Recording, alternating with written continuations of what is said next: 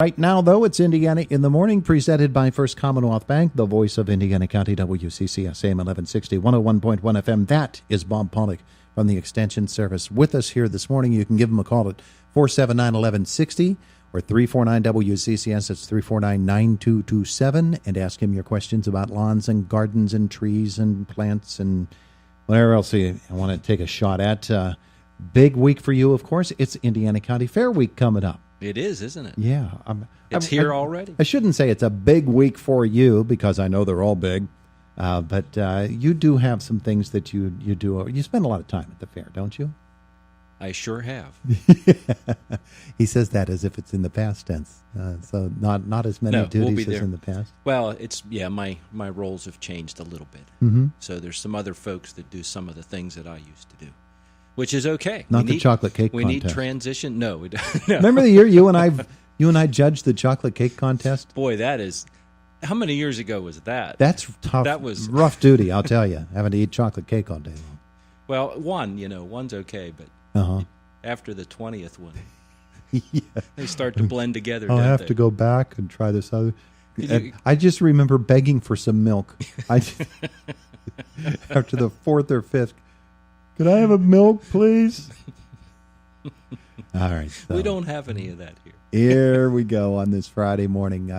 And again, 479-1160 or 349-WCCS. Speaking of that, though, if you want to learn about the spotted lanternfly, come to the fair because the Master Gardener booth, or Penn State Master Gardeners, that's the theme of their exhibit this year. That's the hot new bug. Yes.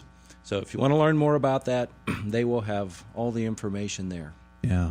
So that'll be a good thing. So check that out. We talked about invasive insects last week a lot, or 2 weeks ago. 2 weeks ago, yes. 2 weeks ago. Go back, what was it, 10 years ago? We were putting out those purple traps to try to catch the ash borer, the emerald ash borer. Yeah, we put out those traps. Did we realize how destructive that was going to be? You just need to look at any patch of woods and see all the bare ash trees and the ones that are falling down on our power lines right now. Understand how destructive a pest can be. Yeah, it doesn't really hit home until you see the trees start dying. Stark, dead trees standing there, waiting to continue the decay process. I think they had some idea because the epicenter of that was in Michigan. And so once Michigan had a lot more, they had whole towns planted with ash trees as street trees. And they literally had to go in and remove them all.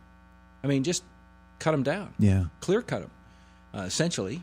And so that, when you see pictures of that or you experience that, then it really brings it home and how serious it is. But here, we don't have near as many ash trees planted in yards. We still do, but not near as many. But where we have them, is just in the woods and along the roadsides. They're a little bit more of a scrub tree or, just a volunteer tree that's been growing there.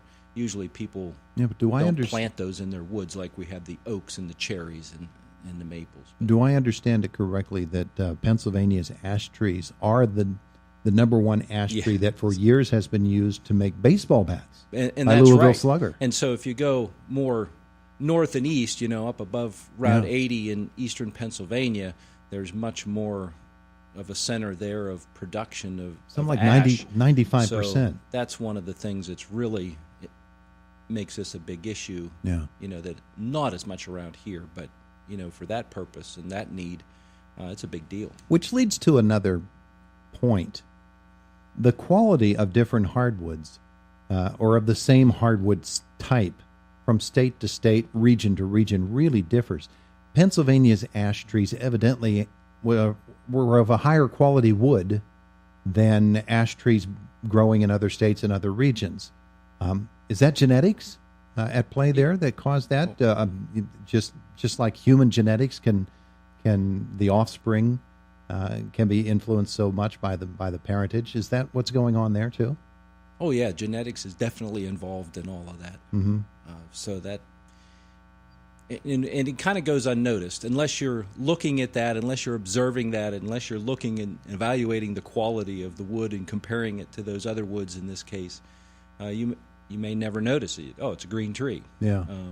And you don't really notice the difference between a red oak and a white oak and a pin oak and a green ash tree or a white ash tree. Or a white ash tree here and a white ash tree 2 states over. Yes.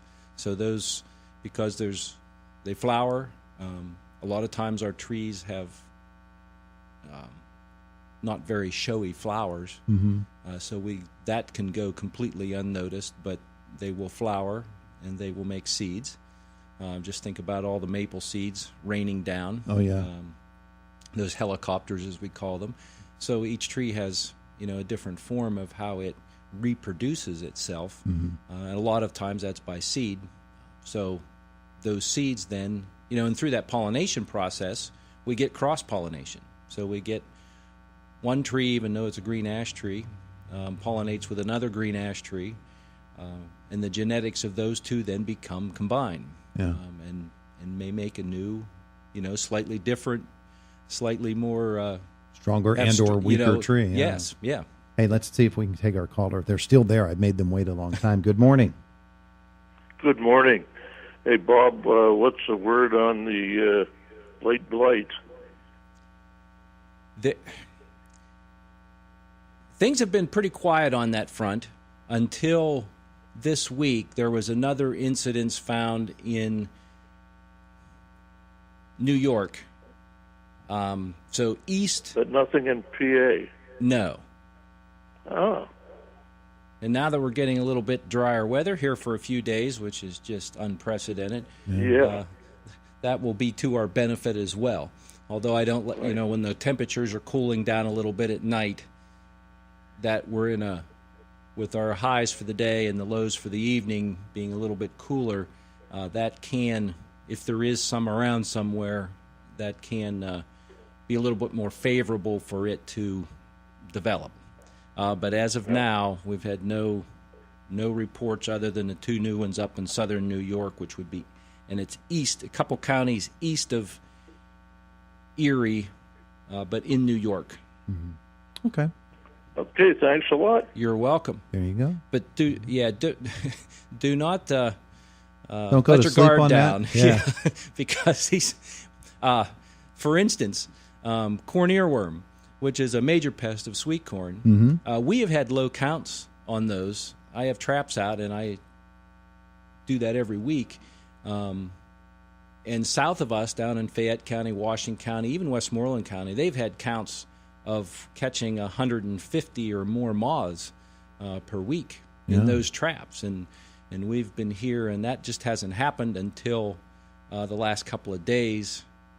All of a sudden. Those numbers. So one of those little fronts that came through the other day must have brought some of those in and blew them in. So now they're around here too. So just that quick, things can change, and the same thing's true with some of these fungal diseases and water mold. Like the late blight is caused by a Phytophthora species that is a water mold. So it's able to. The reproductive stages of that disease are able to move on these storm fronts and can go miles at a clip. Now, fortunately, a lot of the activity this year has been to the east of us, so that in most cases helps us out because most of our fronts are coming from the south and southwest and west coming in here, so that's a benefit to us. Yeah. Okay. But we still got season's not over yet. Hopefully people are harvesting tomatoes and getting a good crop, although, they may not be perfect tomatoes. Oh, ours was great. Because with the dampness and the water, sometimes the shoulders of the fruit will get cracked. You may have some color variations, but as long as the fruit's intact, they're still good. You can trim that off and still eat them, and they're fine. And good. They may not be quite to the level of quality that you'd like, but still should be able to get a good harvest. Thank you, Dr. Bob. You are welcome. Thank you.